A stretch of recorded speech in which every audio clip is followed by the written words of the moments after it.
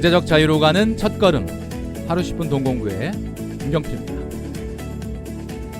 네, 여러분 반갑습니다. 오늘 이 시간에는 주린이 여러분, 전략적 자산 배분이 필요합니다 라는 내용으로 말씀드리겠습니다. 시작하기 전에 먼저 구독과 좋아요 그리고 알람 버튼까지 꾹 눌러주시면 좋겠습니다. 네, 오늘은 주린이 여러분들에게 말씀드리는 내용이니까 나는 과연 주린이인지 한번 확인해 봐야 되겠죠? 자, 우선 주식 투자를 시작한 지 3년이 안 되었다라고 하면 여러 가지의 장을 경험해 보지 못했기 때문에 주린이다라고 말할 수 있을 겁니다.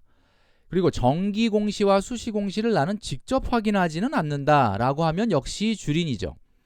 그리고 기업의 재무제표, 이 변화를 직접 확인한다, 그리고 확인하지 않는다면 역시 주린이다라고 말할 수 있습니다. 거래 시에 가격만 보고 거래하는 것이 아니라 거래량과 차트를 참고해서 하지 않는다면 역시 주린이다라고 얘기할 수 있죠. 자, 이런 대부분의 주린이 분들 같은 경우는 상당수가 투자 경험도 좀 짧고 투자 지식이 조금 아직 경험이 좀 적다라고 볼 수 있습니다. 물론 투자 경험과 지식이 많다고 해서 투자를 성공하는 것은 절대 아닙니다. 그러나 반대로 투자 경험이나 지식이 적다면 그만큼 투자를 성공할 확률은 적어진다라고 말할 수 있겠죠. 자, 지난 코스피의 8개월간의 주가 흐름, 그러니까 올해 1월 중순 이후부터 주가 흐름을 보면 그 전에 굉장히 주가가 좋았던 것에 비하면 기울기가 거의 누워있는 것을 볼 수 있습니다. 그러다 보니까 굉장히 그동안에 올랐던 경험을 했던 많은 주린이 여러분들이 굉장히 좀 피로감을 느끼고 좀 힘들어하는 경우를 많이 보게 되는데요. 사실 이것을 우리가 주가 조정이라고 말할 수 있을 것이냐라는 것을 한번 생각해 볼 필요가 있습니다. 우리가 fait accompli라고 하는 게 있죠. 기정사실화 효과. 그래서 미래에 결정될 악재나 호재가 이미 시장의 주가에 반영되어 있다. 그렇기 때문에 아직 벌어진 일은 아니지만 지금 시장의 가격에 이미 벌어질 예상되는 상황을 다 감안해 있기 때문에 이게 이미 주가 조정이다. 지난 8개월간 우리가 뭐 테이퍼링이나 금리 인상이나 이런 것들의 주가에는 좀 좋지 않은 악재가 예고되어 있지만 이런 것들이 지난 8개월간 주가가 올라가지 않는 정체기로서 이미 반영이 된 것이다. 이렇게 이야기하시는 분들이 많이 있다는 겁니다. 물론 뭐 일편 그 말이 틀린 말은 아니죠. 자, 그런데 이런 주가의 정책이라고 하는 것은 우리가 코스피의 역사상 이번뿐만은 아닙니다. 사실은 2012년부터 2017년 사이에 무려 5년간의 그래프를 보면 정말 5년 동안 박스권에 갇혀 있는 것처럼 이런 조정기가 있었죠. 그러다 보니까 이때 얻은 별명이 바로 박스피다라는 별명입니다.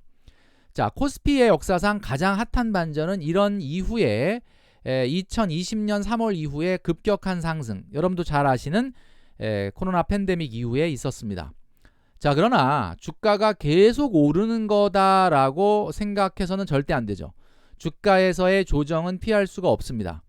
자, 우리가 1990년대 중반에 닷컴 버블로 인해서 큰 주가 조정이 있었고 그 이후에 IMF 위기, 그리고 2000년대 초반엔 카드 사태로 주가 조정이 있었습니다. 그리고 미국의 금융위기 때는 뭐 코스피가 거의 반토막이 났었고요. 유럽의 재정위기의 확대, 그리고 그 이후에 성장률 회의론, 그리고 한일 무역 갈등, 그리고 코로나 팬데믹에 이르기까지 주가 조정이라고 하는 것은 상당히 오래된 역사이다라고 볼 수 있죠. 자, 그러나 그 이후에 큰 조정이 큰 반등이 있었기 때문에 많은 분들은 이 조정을 굉장히 두려워하지 않는 경향이 있고 조정이 온다면 나는 그 사인을 미리 알아챌 수 있을 거야 라고 생각하는 경우가 많이 있다라는 거죠. 자, 그러나 주가 조정은 역사와도 같다라는 것이고요. 그 주가 조정을 대처하지 못하는 경우가 많다라는 것을 우리가 꼭 기억을 해야 됩니다. 지난 3개월간의 우리가 금리나 환율이나 주가의 흐름을 보면 우리가 말씀드렸던 것처럼 국고채 금리는 시장의 금리를 기준금리가 그대로인 거에 반해서 빠르게 상승하는 국면을 보여줬고요. 주가는 좀 전에 말씀드렸던 것처럼 좀 정체기에 접어들었고, 원달러 환율은 세계 주요국 통화 대비해서 달러가 그렇게 그다지 강하지 않은 거에 비하면 원화 대비해서는 상당히 좀 강해지고 있는 분위기를 우리가 볼 수 있습니다. 자, 이런 분위기를 보면서 앞으로 주가가 반등할 거냐 조정을 받을 거냐라고 하는 상당히 어떻게 보면 고민이 있는데 이런 정체기가 이미 주가의 조정이다라고 본다면 그 다음은 반등을 우리가 기대할 수 있겠죠. 자, 그러나 주린이 여러분들에게 오늘 꼭 말씀드리고 싶은 것은 주가의 조정이라고 하는 부분은 절대 피할 수 없다라고 하는 부분을 말씀드리고 싶습니다. 실제 아무리 예고된 악재라 하더라도 이미 예고된 악재라면 악재가 아니다라고도 볼 수 있겠지만 실제 그게 실현이 된다면 내용은 좀 달라질 수 있죠. 물론 이런 긍정론에는 여러 가지 분위기가 있습니다. 아직도 시중에는 유동성이 넘쳐나고 마땅히 투자할 곳이 없어진 데다가 특히 부동산이 너무 오를 대로 올랐다라고 하는 부동산의 고점 회의론이라는 것이 좀 확산되면서 이제 뭔가 테이퍼링이나 금리 인상이 되더라도 그 불확실성이 해소되면 오히려 반등할 것이다 라는 긍정론도 만만치 않죠. 그러다 보니까 최근에 있었던 현대중공업의 상장에서 증거금만 56조 원, 말 그대로 흥행에 성공했습니다. 이것은 시장의 어떤 분위기를 우리가 가늠해 볼 수 있는 거죠.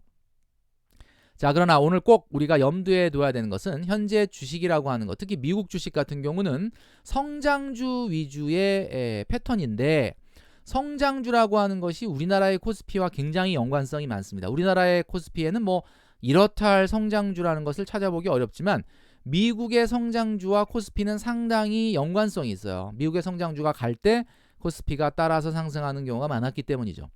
이렇다 할 조정 없이 달려온 시장의 부담이 분명히 시장에는 존재합니다. 그리고 이렇게 끝없이 비싸지는 성장 자산을 우리가 이 주린이 여러분들이 조정기에 과연 이 조정기를 잘 버텨낼 수 있을 것이냐. 자, 대표적인 미국의 성장주 중에 하나인 테슬라를 한번 보면요. 지금 현재 주가가 751달러인데 1년에 벌어들이는 한 주가 벌어들이는 주당 순이익은 1.95달러에 불과합니다. 그래서 751달러 나누기 1.95달러 하면 퍼가 무려 385에 이르죠. 자, 이것은 뭐 우리나라에선 참 찾아보기가 어려운 성장주인데 자, 이게 어느 정도의 기대 수익률이냐라고 한다면 1.95달러 나누기 751달러로 하면 거꾸로 0.25% 정도의 기대 수익률입니다. 자, 제가 과거 영상을 통해서 말씀드렸지만 기대 수익률은 기대감이 높으면 높을수록 낮아진다고 했죠. 그러니까 기대감과 기대 수익률은 반비례의 관계다. 그러니까 기대 수익률이 이렇게 말도 안 될 정도로 낮다는 것은 그만큼 미래의 기대감이 크다라는 거죠. 자, 이런 주식일수록 악재가 실현되게 되면 사실은 상당히 조정을 피해가기 어렵다라는 거고 그런 부분을 여러분들이 꼭 기억을 해야 된다. 연준이 지표와 관계없이 11월에 테이퍼링을 예고했습니다. 물론 금리 인상은 뭐 당장은 시작이 안 될 거다라는 이야기도 있지만 매월 1200달러 그러니까 우리나라 돈으로 14조 원 정도의 자산 매입을 통해서 시장의 유동성을 공급했던 것을 점차적으로 줄인다면 이것은 유동성이 축소가 되는 것이고 시장의 금리는 더 빠르게 올라갈 가능성이 있다라는 거죠. 이런 테이퍼링 시그널에 미국 증시가 현재까지는 상당히 불안감을 나타내고 있고 미국의 투자자들의 70%는 연말 즈음에 10에서 20% 정도 조정이 올 거다라고 이렇게 설문에 답하고 있는 상황입니다. 따라서 우리 주린이 여러분들 같은 경우는 아까 우리가 내가 주린이냐 아니냐를 판가름하는 네 가지의 조건을 말씀드렸었죠. 단기 조정 주가에 대응하는 어떤 경험이나 지식이 조금 다소 부족하다. 따라서 주린 여러분들의 이 조정 기간, 그러니까 올해 연말부터 내년 상반기까지 이어지게 될 유동성 축소 장세에 대해서 어떻게 대처할지를 좀 말씀드리고 싶습니다. 첫 번째는 연소득의 1배 이내로 투자 금액을 축소하시길 바랍니다. 자, 이것을 우리가 전략적 자산 배분이라고 하죠. 자, 주식 종목 안에서 아무리 나눠서 분산 투자를 한다 하더라도 이렇게 시장 전체에 영향을 주는 시스테매틱 리스크, 체계적 위험 같은 경우는 피해갈 수 없기 때문에 어느 정도 현금 자산을 보유하고 확대하는 것이 필요하다. 지금 제가 만나본 대부분의 주린이 여러분들 같은 경우는 연봉에 비해서 연봉의 1.5배 이상을 주식을 갖고 있는 분들이 굉장히 많습니다. 자, 일단은 현금 비중을 좀 높이자라는 게 제가 첫 번째 말씀드리고 싶은 내용이고요. 두 번째는 단기 호재나 공시 변동 이런 것들에 적응하는 투자자라면 몰라도 그렇지 않다면 현금 비중을 높여야 된다 이런 이야기입니다. 세 번째, 지수와 관계없이 나는 무조건 3년 이상 투자할 자신이 있다. 매달 뭐 적립식으로 투자하고 주가의 단기적인 변화에 전혀 요동하지 않을 자신이 있다. 라고 한다면 뭐 성장주를 포트에 담는 것도 상당히 저는 매력적이다라고 봅니다. 왜냐하면 올해 연말부터 내년 상반기까지 성장주가 조정을 받을 때 저가 매수를 통해서 2, 3년 후에 성장주의 상승을 기대하는 그런 뭐 투자라면 뭐 상관없겠다라고 볼 수 있겠죠. 그러나 이제 네 번째, 현금 보유도 어느 정도 투자를 쉬는 것도 투자다라는 겁니다. 제가 주린이 여러분들을 많이 만나봤는데 주린이 여러분들 대부분 직장인이거든요. 직장인들 같은 경우는 결혼자금이나 주택자금에 단기간 내에 돈이 들어가야 될 수도 있습니다. 그렇기 때문에 장기 투자라는 것 자체가 5년, 10년 이렇게 할 수 있는 투자가 아닌 경우가 많거든요. 나의 자유재량 소득을 가지고 투자를 한다면 어차피 장기 투자라 하더라도 1, 2년 이상 투자하기 어려운 분들이 대부분이다. 자, 그렇다면 관성에 의한 투자를 피하고 현금으로의 전략적 자산 배분을 하는 것이 이번 펼쳐질 장에 대비하는 방법이다라는 것을 꼭 말씀드리고 싶습니다. 자, 워렌 버핏이 이런 이야기를 했죠. 10년을 보유할 기업이 아니라면 10분도 보유하지 마라. 이 얘기는 내가 장기 투자로 주식을 샀다 하더라도 시장의 변화에 따라서 빠르게 순발력을 발휘해서 팔 수 있는 그런 순발력이 필요한 때다라는 이야기일 수도 있다라는 점을 꼭 명심하시기 바랍니다.